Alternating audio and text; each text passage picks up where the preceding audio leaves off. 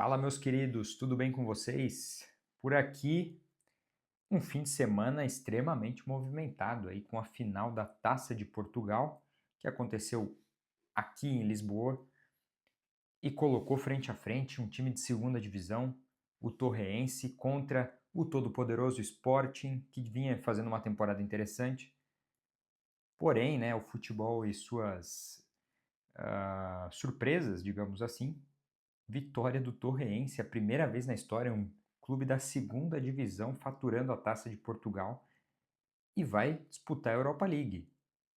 E ainda bagunçou um pouco ali a distribuição dessas vagas de competições europeias, atrapalhou um pouco o Benfica, porém não estamos aqui para falar disso, eu só não teria como não citar isso, esse momento histórico do Torreense, mas vamos falar justamente de Copa do Mundo. Saiu hoje a convocação da Espanha para a Copa do Mundo, os 26 selecionados por De La Fuente, nessa que é uma das seleções aí apontadas como uma das seleções mais favoritas, talvez, chega com muita expectativa a Espanha pela qualidade que tem, mas tem alguns pontos de atenção que a gente vai falar ao longo do vídeo, inclusive a não convocação de nenhum jogador do Real Madrid, é a primeira vez na história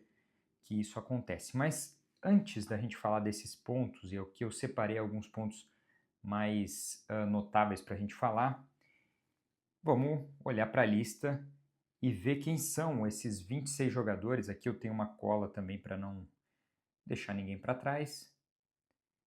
E começando pelos goleiros, começando pela meta, que vai ser defendida por Unai Simon, do Athletic Bilbao, o Davi Raya, do Arsenal, fez temporada brilhante, não tinha como não ser um dos três goleiros, e outro que também fez uma temporada muito, muito acima, que merece muito destaque, é o Juan Garcia, do Barcelona, que é a primeira Copa aí do goleiro do Barcelona.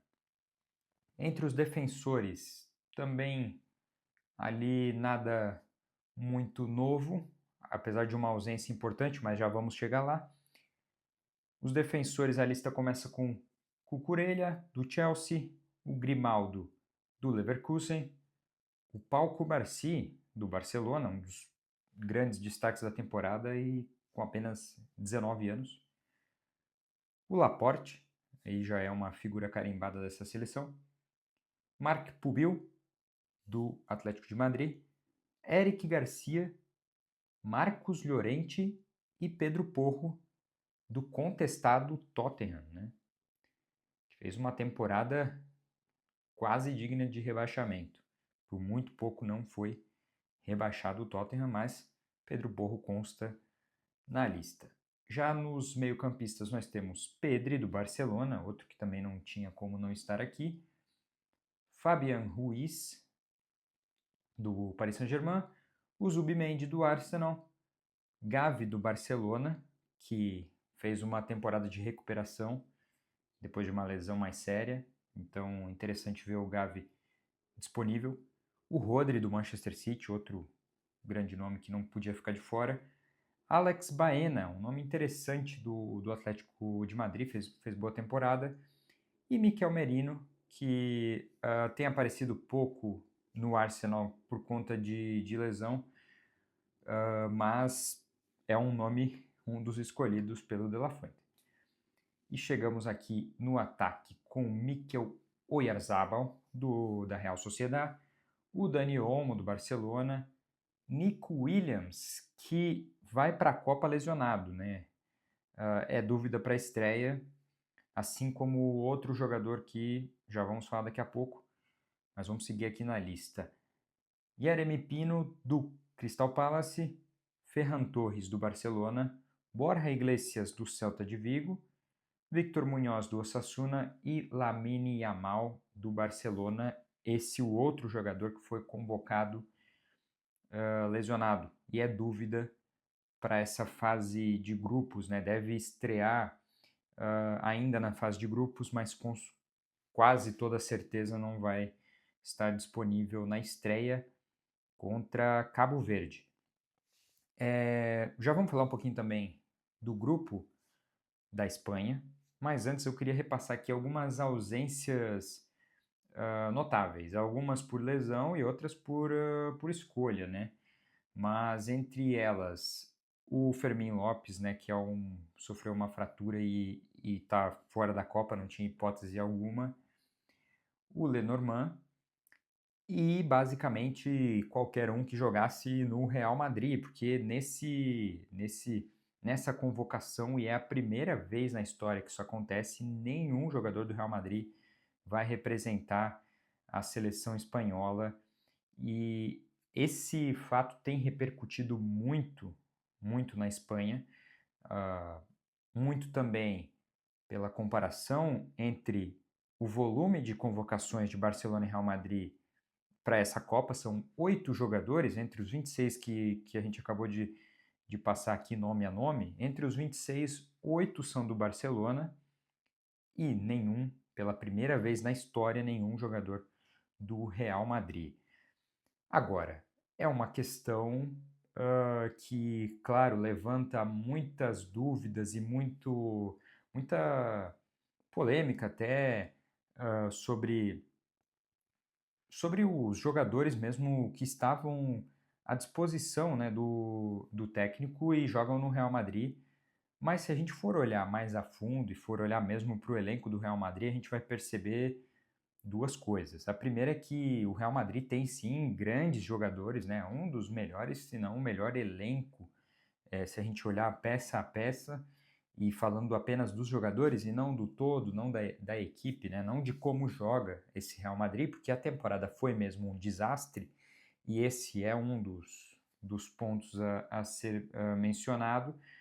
Porém, o Real Madrid não tem nenhum jogador espanhol que fosse assim minimamente sentido nessa convocação. O Carvajal é o único nome que poderia aí causar alguma ausência, porém não é o caso também, além de que os grandes jogadores do Real Madrid não são espanhóis, né? Temos muitos jogadores franceses, por exemplo, temos jogadores brasileiros, mas entre os espanhóis do Real Madrid, e não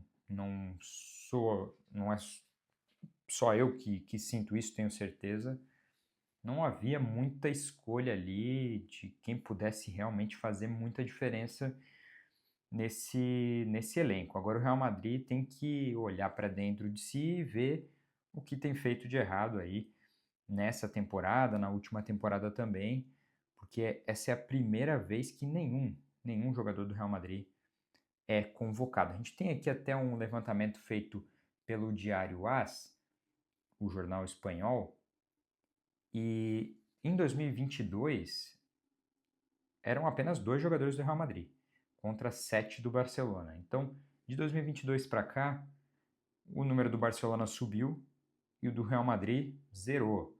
Se a gente olha para a Rússia, 2018, 4 jogadores do Barcelona, 6 do Real Madrid. Brasil 2014, 7 do Barcelona, 3 do Real Madrid. Então, se a gente olhar o número absoluto, o Real Madrid fica para trás mesmo em convocações. Se a gente olhar todas as Copas, o Real Madrid, se não me engano, tem 85 jogadores convocados, o Barcelona 93, se não estou enganado. Mas esse dado de hoje, esse recorte de hoje, acende sim mais um alerta para o Real Madrid. Agora vamos a outros pontos que podem ser interessantes dessa convocação do De La Fuente. Bem, além de 2 dos grandes craques dessa Espanha serem dúvidas aí já para a fase de grupos, o Yamal e o Nico Williams, De La Fuente tem desafios, né?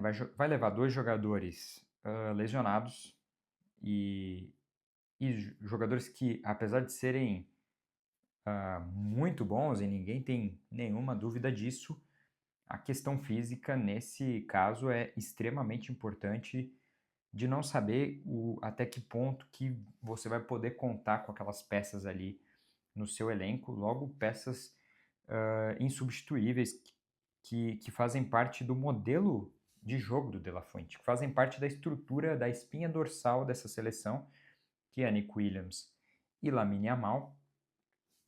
Mas, por outro lado, se a gente olhar para o grupo da Espanha, é um grupo que, na prática, é uma escada, né, em nível de dificuldade. Não quer dizer que isso vai se refletir nos jogos, mas se a gente olha para esse grupo, a estreia contra Cabo Verde, depois encara a Arábia Saudita e, por fim, encara o Uruguai.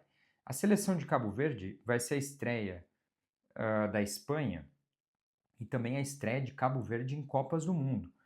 É claro que é uma seleção tecnicamente muito mais limitada do que a seleção da Espanha, mas a gente nunca pode duvidar de jogos de Copa do Mundo, ainda mais uma seleção que chega em um momento histórico, os jogadores mais do que nunca querendo se consagrar e levar o nome de Cabo Verde para mais um patamar histórico no futebol.